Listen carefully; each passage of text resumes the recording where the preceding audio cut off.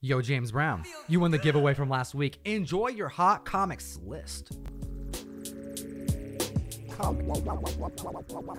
Yo, what's good, comic fam? Kicking it like Cobra Kai on the mic with GemMint from GemMintCollectibles. How you feeling, my brother? Man, I'm feeling good as always, just like James Brown. How you doing, Tom? Dude, I'm feeling good, and we're going to kick this list off at number 5, showing off the strength of the comic book market, chatting about one of the biggest all-time, most sought-out-after blue-chip keys. We're taking you to the Bronze Age. We got Hulk 181 first full appearance of Wolverine on deck.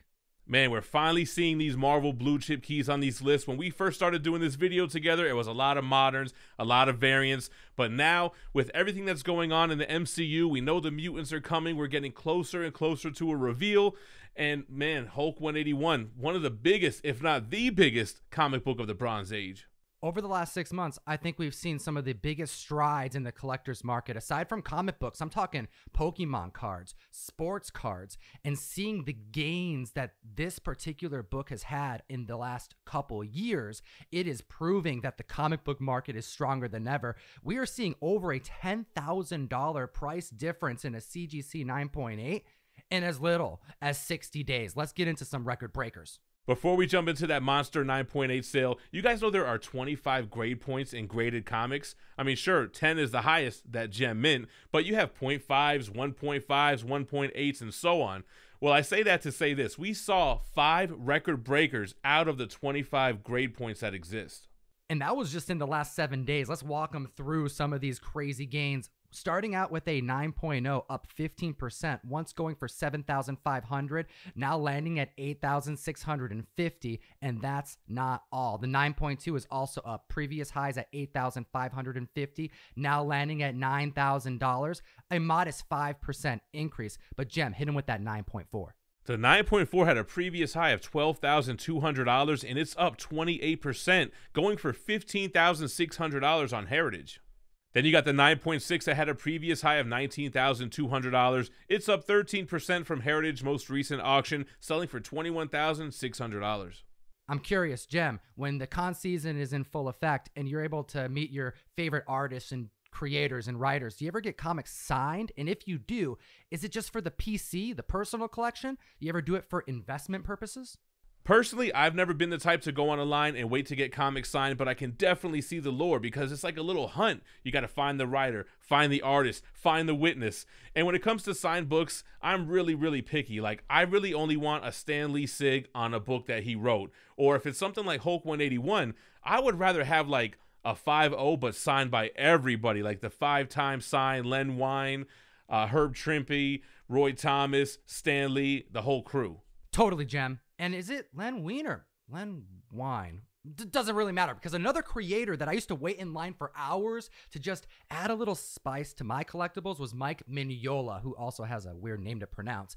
And sometimes those signatures increase the comic's value, but other times it adds a layer that collectors don't want. You know, you're affecting the cover, and depending on the celebrity, sometimes it causes comics to sell for less. But I appreciate you mentioning one legend in particular, because I think we're able to validate just how much his signature is worth. And we're talking about the late Stan Lee.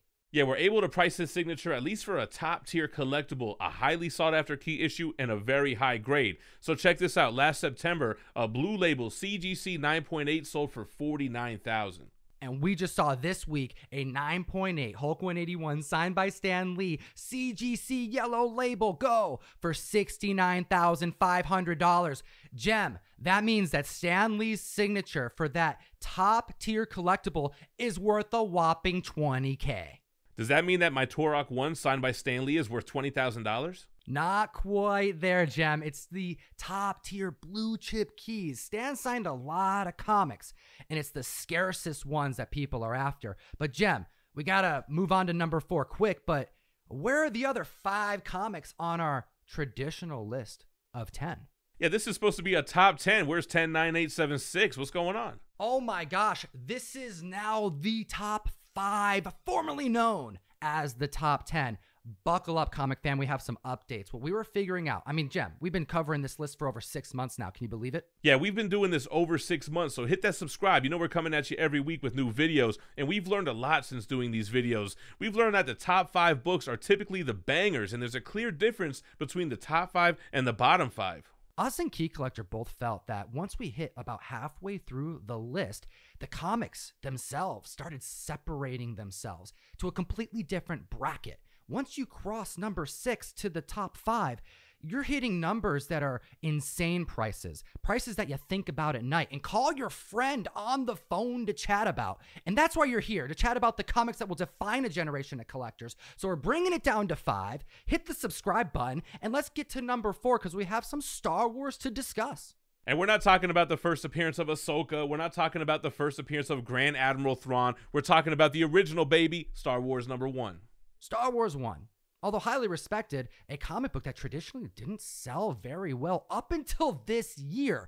And we need to walk them through a little bit of the history, the ebbs and flows of this very respectable comic. We have the first appearance of Darth Vader, Princess Leia, Luke Skywalker, C-3PO, R2-D2. But this book in 2014 could be purchased at 9.8 for under $1,000. Zorro, hit us with the chart. Yeah, you're right, Tom. Back in 2014, you can get this book in a CGC 9.8 under $1,000. Then in 2015, we have The Force Awakens, which pushed this book up for the first time ever to over $1,500, going for as high as $2K. But wow, was that short-lived. Then in 2016 through 2020, this book struggled to stay above 4 figures, and it was probably due to the reception of the sequel trilogy. It went from selling for $2,000 to under $1,000, selling more times for $900 than it did $1,000. So what happened at the start of 2020? Well, in December of 2019 was the season finale of Mandalorian Season 1. We saw the beginnings of speculation start to creep up, and in May 2020, we haven't seen a copy of Star Wars 1 at 9.8 sell below $1,000. It took to the end of Mandalorian Season 2 this past December for a 9.8 to clear the $2,000 marker. And then 2021 in January, we are here to report today on a $2,500 sale. But wait, there's more. And just when we thought that $2,500 sale brought this book back to its former glory, a new copy hit the Heritage auction. A copy with white pages. A copy with color so vibrant that the ink still looked wet on the pages. And it sold for 44% higher than its previous record all-time sale, $3,165, selling for $4,560. Holy smokes, comic fam. Star Wars 1 just hit a new level. I got to know your thoughts in the comment section below. It'll enter you to win a Thor #7 by Das Pastores. And we're going to chat now about #3 on this list because we have some catching up to do, Gem. Ultimate Fallout 4, the Djevic variant, has been on my mind all week. I cannot wait to chat about this comic book with you. Jaw dropped because we have been chatting about this comic book hitting above $8,000 and watching the community just lose their mind.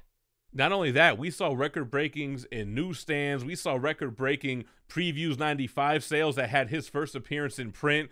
But the Djevic variant is the one that I always personally would have liked to own. If I was a Miles collector and I wanted his first appearance, I want the low ratio variant. Great artwork with him on the cover.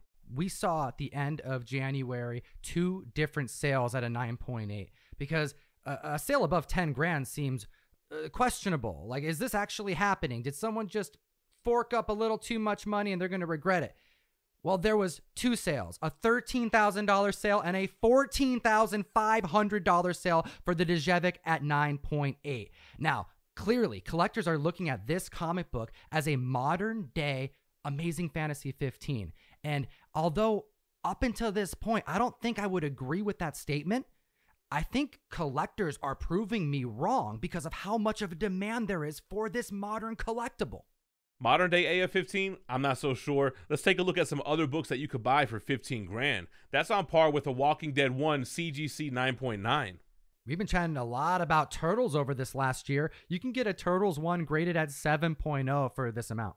Yeah, you can get an Amazing Spider-Man 129 first appearance of Punisher in a 9.8. Maybe not a white pager, but, you know, something close. Heck, you can even get an ASM #1, a 5.5 from 1963 for the cost of a modern age collectible. Now, 15 grand for a book when Silver Age is on the table, I'm not too sure about that, comic fam. However, these types of prices, these groundbreaking, insane record breakers, could be era redefining moments. I don't know. What do you think, Gem? Yeah, I mean, Miles still has room to grow. I don't really think Walking Dead has that much more room. Turtles, probably, but does Punisher have that much more room to grow? I got to know what the community thinks in the comment section below, because these records that are getting shattered are dropping. And how are they supposed to keep up with all this stuff? I mean, 15K?